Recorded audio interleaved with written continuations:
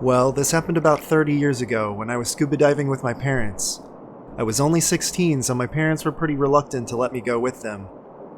We stayed shallow, swimming along a kelp forest. Honestly, it was beautiful as the sun shone through the thick, waxy leaves. My sister and I decided to explore the forest, with our parents following suit close behind. It's very easy to get disoriented in those kelp forests, so always remember to bring a partner with you. As we were swimming, following fish and weaving around the waxy stalks, we saw a swarm of all different kinds of animals: fish, sea stars, and some undersea iguanas swarming something. As we approached whatever it was, the swarm parted and I was brought face to face with a pale, half-naked skull. It was another diver who had gone in alone. When he got lost in the kelp, he must have panicked, got tangled, and drowned. The animals then proceeded to devour half of his face, both his arms, and his penis, which was exposed through his ripped wetsuit, and in the course of only 2 hours. I saw all of this in only a few seconds when my parents pulled me out of the forest quickly. They brought us to shore when I started crying. My parents quickly called the police and the diver was taken out of the water. His body was so waterlogged that it took 4 men to carry him out. That was something I couldn't get out of my head for years, even with therapy. I still dive and I enjoy diving, but I always stay far away from any and all kelp forests.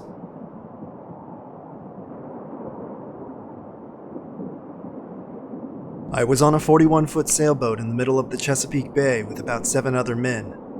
We were doing a shakedown/chest cruise and we planned to be out for about 12 hours. This was also in the mid-1980s, so there wasn't as reliable of weather prediction resources as there are today. We got caught in a tropical storm with winds gusting into the 50-mile-per-hour range, just short of a weak hurricane.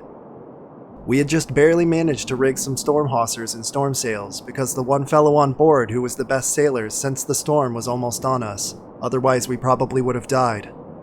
During the storm itself, I still expected to die at any time.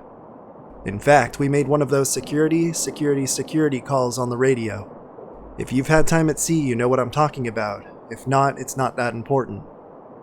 For what seemed like 15 minutes, we were in a maelstrom. There was no visibility. But then it passed. We would live.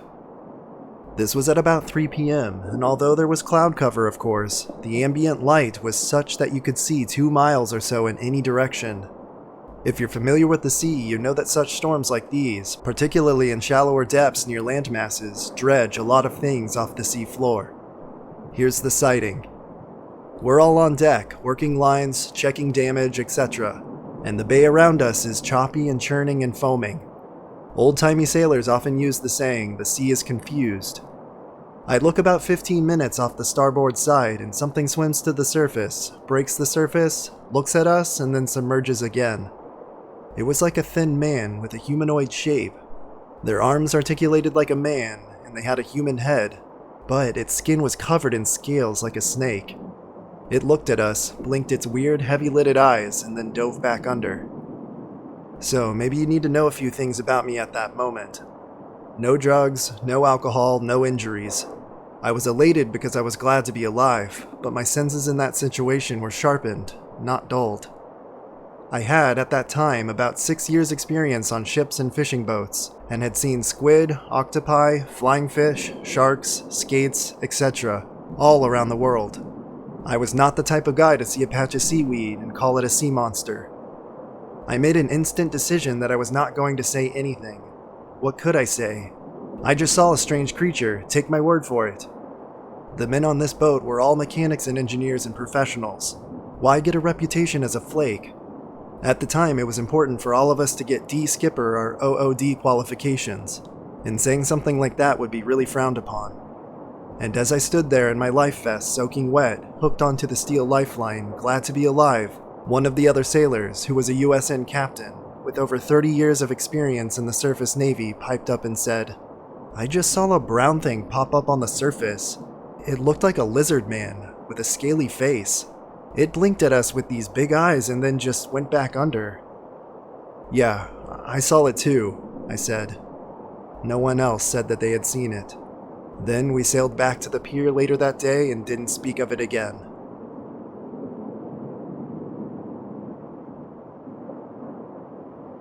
A really good friend of mine known as Damo was an avid fisherman, and he and his dad used to go out sea fishing whenever they could. A few years ago, he told me this story and it creeped the hell out of me, so this seems like an appropriate place to tell it now. Damo and his dad were on the second night of a deep-sea fishing trip, and they decided to get some sleep early in the evening so they could go for whatever fish they were after around 1 a.m., which was apparently the best time to get this fish. Anyway, they only had a smallish boat, but the weather was extremely pleasant, and the sea was calm to the point of stillness, so they figured it would be a great night to fish for them. Around 12:30 a.m., they started to set their gear up, and as they were on the starboard side getting the bait ready, they heard a loud splash on the port side. As there was almost no swell, they figured it was either a large fish or some gear that had somehow fallen in, so they went over to have a look. Floating face up in the water only a few feet from the side of the boat was a young woman. They reckon she couldn't have been more than about 30 at most. She showed absolutely no signs of decomposition or bloating, and there was nothing tangled in her hair. She was wearing a simple white skirt and a blue-colored strappy top, both of which were, quote, clean and apparently looked barely wet. All indications that she had only just gone in the water. She showed no signs of, quote, damage like having been beat or attacked, and her eyes and mouth were shut. Damo said she looked totally peaceful and like she was simply asleep and just floating on her back in the water. They were both totally freaked out by the whole thing, but reacting more to the need to make sure that she was okay, instead of just standing there trying to work out where she came from. They tried to wake her up by shouting at her, and they threw a line to her hoping that they may catch her enough to pull her in. She showed absolutely no signs of movement, and the splashing around that they were making with the rope served only to let her body drift further away from the boat. When she was a few meters away, Damo ran off to get a fishing rod, hoping they could pull her in that way, and his dad ran to the cabin to try and call the Coast Guard for help. When Damo got back to the side, she had vanished. He frantically searched around and splashed into the water with the rod, thinking she had bobbed underwater or even drifted under the boat somehow, but the body had just vanished.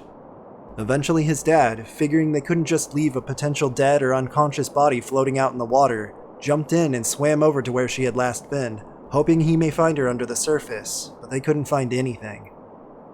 They did eventually drive the boat around in a good half-kilometer circle, but they never saw the body again. The Coast Guard did come out, and obviously Damo and his dad were kind of interrogated to make sure they hadn't murdered or dumped the body, but nothing came of it at all.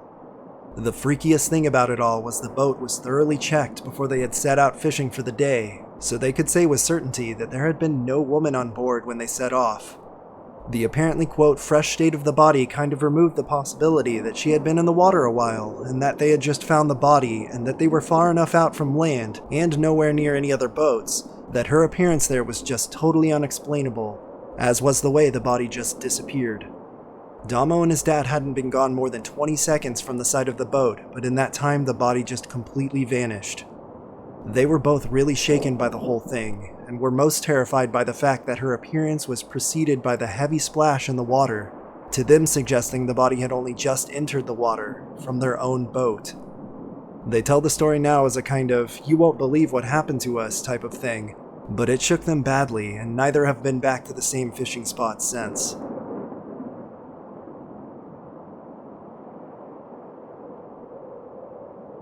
I've been sailing all of my life and have somewhere around 6,000 sea miles as well as years and years of inland dinghy racing experience. The sea just does strange things sometimes. Wind against tide and underwater obstacles causing weird currents create unnatural waves, and it starts to feel like the sea is just throwing water at you at random. Fog at sea, especially at night, really fucks up your senses too. Everything is quiet and you can't see anything but the boat immediately around you. You keep looking for lights on other ships and listening for foghorns or the sounds of engines in the distance, and your brain starts playing all manners of tricks on you. In a busy shipping lane, it's serious business, and in a very real way, it could be life or death if you miss a ship that hits you and sinks you. You start to see lights everywhere around you. You start hearing engines creeping up on you. You'll stop your boat and cut the engine to see if you're really hearing any of these things, and you enter an even stranger world of sensory deprivation. It's eerie as hell. A second edit to add this one that I just remembered. We saw one in the middle of the English Channel, and it was the strangest thing. There was this thin cloud, but the sun was visible through it. We were within the total eclipse zone and could see the shadow coming from miles away. It looked like the biggest, most angry storm I've ever seen. Generally, the darker the clouds, the more it was going to hurt. This was a darkness as dark could be at sea during the day. I talked to my dad about it afterward, and we both felt a real uneasiness getting worse and worse the nearer it got. Our bodies and subconscious were readying us to deal with something really shitty or dangerous. It was just like how some people describe sometimes seeing a ghost. A cold chill and feeling really on edge. It really was like a ghost storm. A lot of sailing becomes instinctual after a while, and you get a feeling about what's coming from watching the clouds and waves off on the horizon. The eclipse gave off every sign of absolute nastiness, but passed without any real-world effect other than the darkness. It was just really creepy.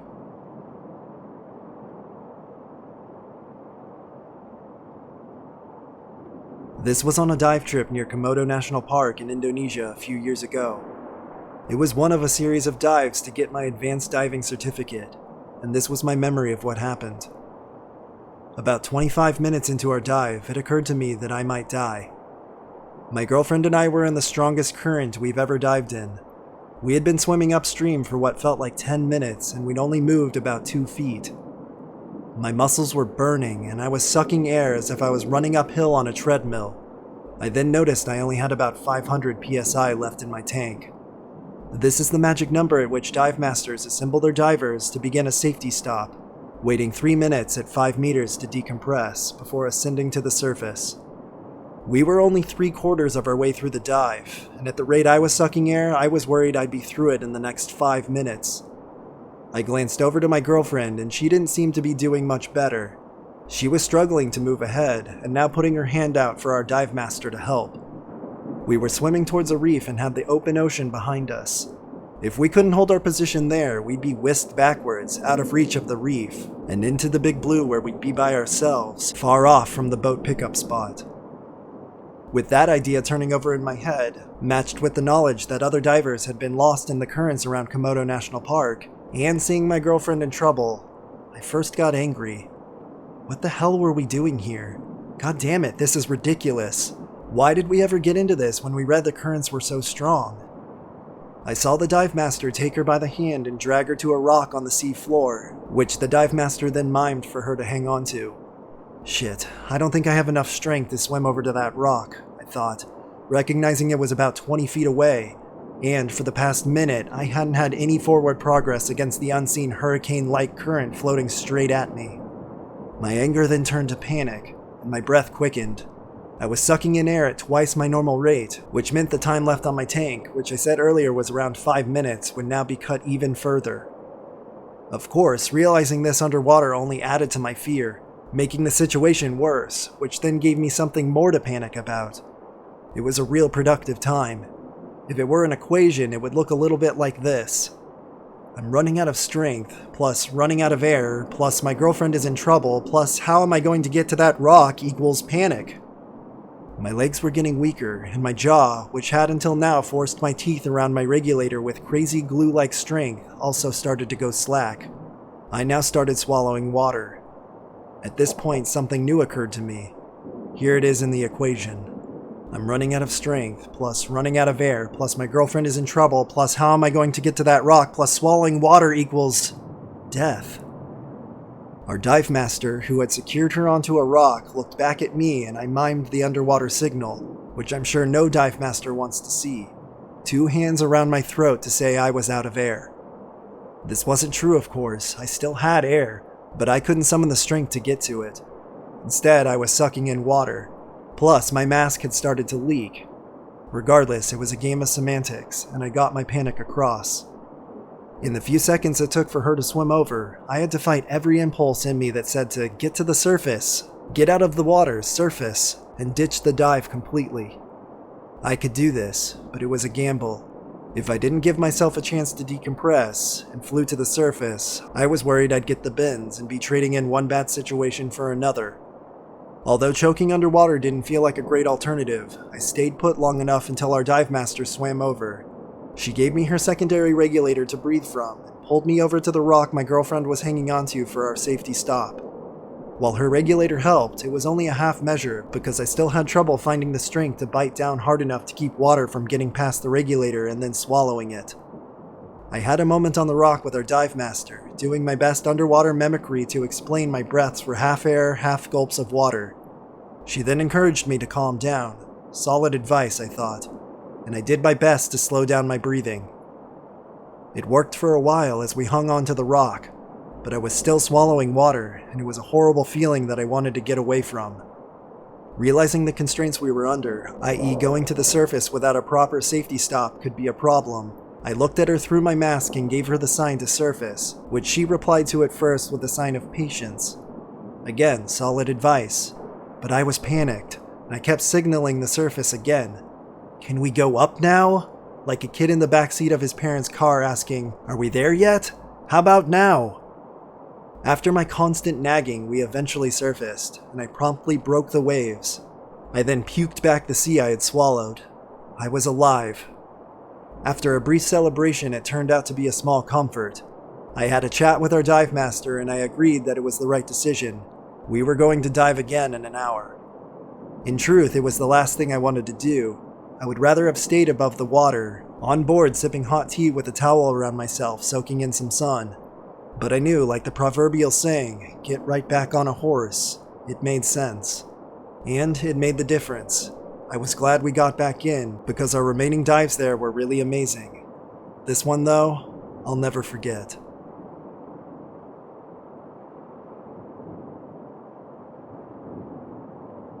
I worked for a nonprofit that relied on big donations from very wealthy donors. This meant cultivating relationships with some very wealthy people. One of the donors I was tasked with shepherding, let's call him D, invited me out for a weekend yachting off and around near Catalina Island. I was excited. My partner gets seasick, so we never really did boat trips even though we lived near the coast. Our first night out was beautiful, and we're all lounging on the deck of this gorgeous yacht talking about eerie ocean stuff. D mentions that he has this thin, inflatable rollout panel that he tethers to the boat and lets float out into the water. It has 100 foot or so of rope that people can use as a sort of swimming platform. We get the bright idea that we should unfurl this thing into the darkness and experience the freakiness of it at night. I was equal parts frightened and curious, as was everyone else, so a group of 4 of us did it while 2 others stayed on the boat. We get the thing out, slide it into the water, check the rope, and push off. It's pretty instantly terrifying. You can see the dim lights on the boat, but after about 40 feet it seems really, really far away. But it was undeniably awesome too.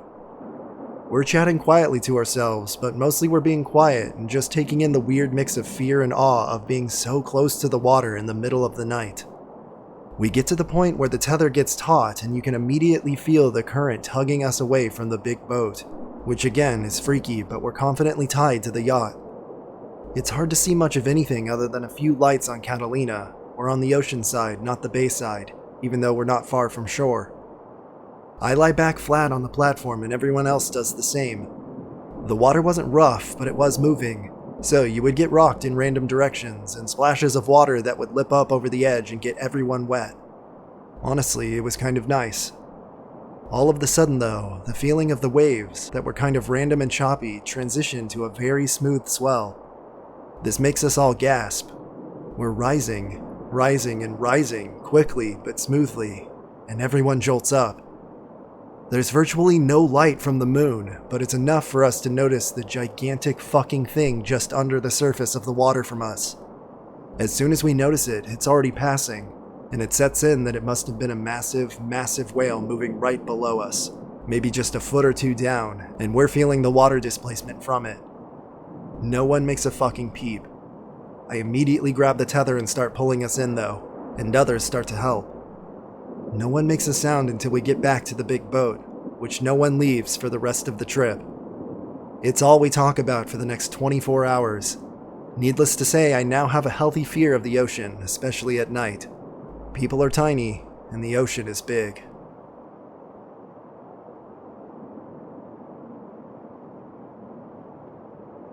It was Christmas time 1998. I was at home mourning the loss of my girlfriend. She wasn't dead or anything, she was just a damn whore. Anyway, this was in my surf club days. One of the greatest moments of my surf club life was when I got my PADI dive ticket, so I could do diving for the Coast Guard who were in the neighboring building. This was a great moment because it gave me and my immediate family access to the Coast Guard Surf Club bar.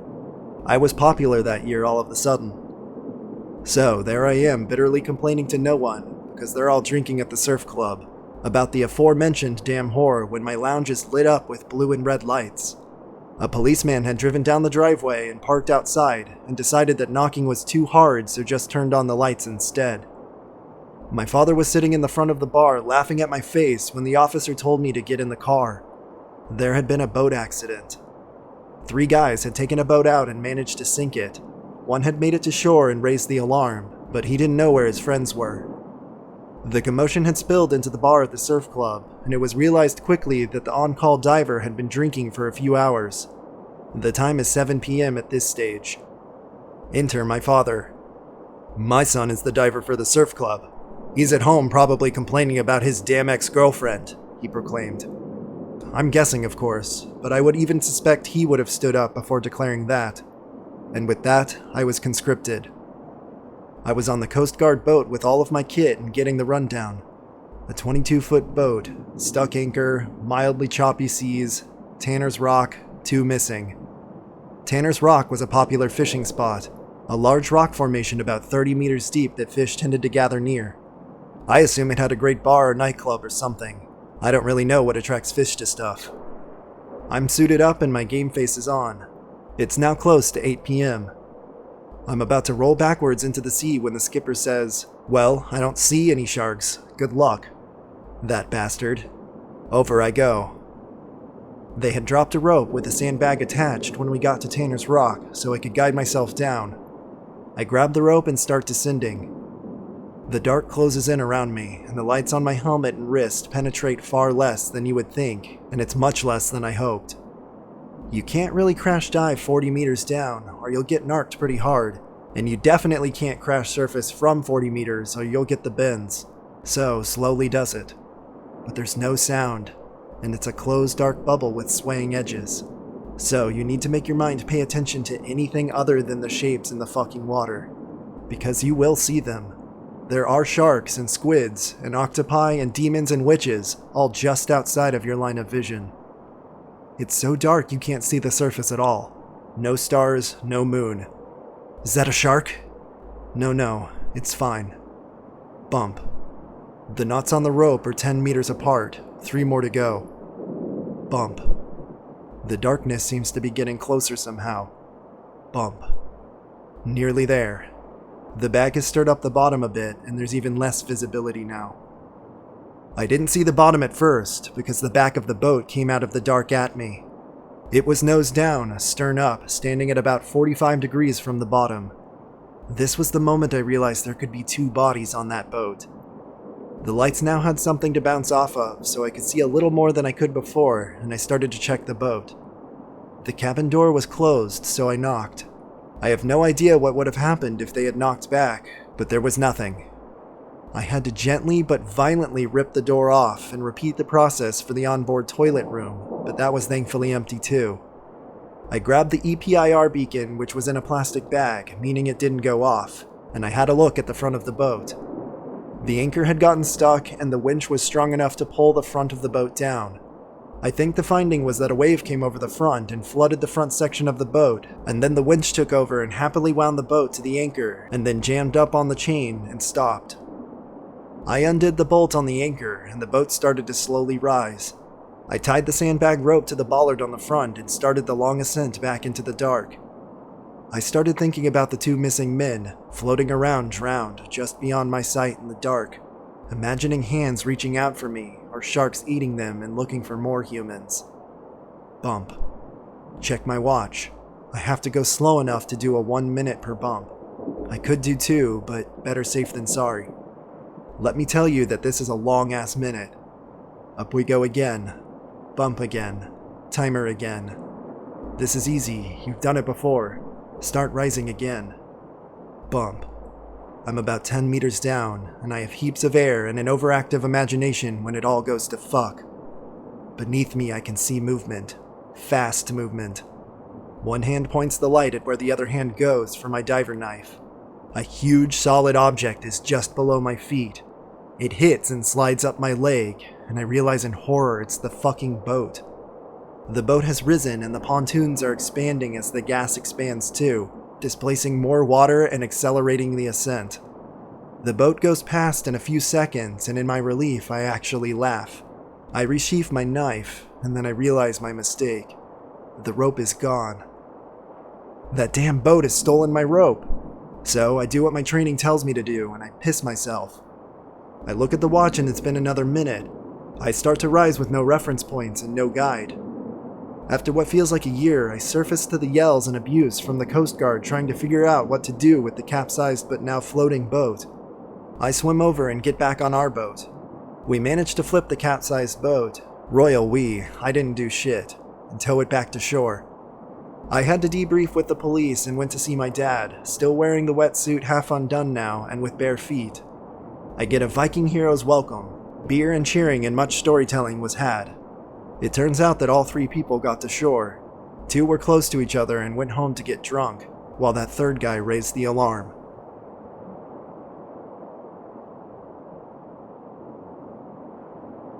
As I've said in previous posts, I work at sea. Last month we came into dry dock to carry out some refit and repairs. Dry dock is when a ship is brought into a lock, the gates closed and all the water is pumped out, leaving the ship high and dry, quote, on the blocks, thus allowing repairs and inspections to be made, especially the underside of the hull. Next to us was an old military frigate being broke down for scrap.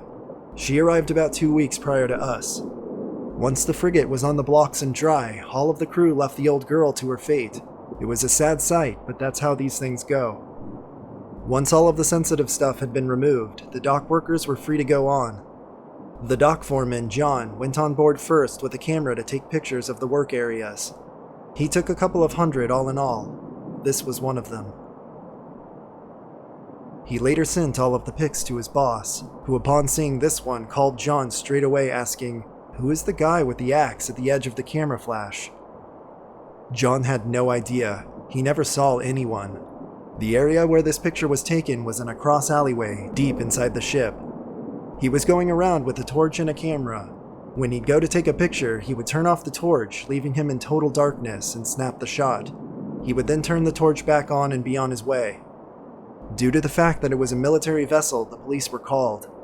A search was indeed carried out, but no one was found. There was only one way on and off the ship, and that was by a gangway covered by CCTV. You couldn't just jump over the side of the ship, as it was a 25-meter drop onto concrete. No one was seen to leave the ship after John had taken this. I'm a skeptic. Maybe it's a trick of the flash reflecting off something, but if you really zoom in, you can just make out the fucker's face, ear, collar of his jacket, and the fucking axe in a meaty fucking fist. Now, it could be John blowing smoke up my ass, but when he was telling the story, he seemed genuinely rattled, and the guy in the pic looks nothing like any of the other workers we met at the dock. If there's someone here who's handy with cleaning up pictures, I'd really be interested to see what you can pull out of it. And before anyone asks, I'm not going to name the ship or even where she is, as I'm not sure if I'm even supposed to have a picture of the innards of a military vessel. This gave me serious goosebumps. Needless to say, I did not go on board for a look.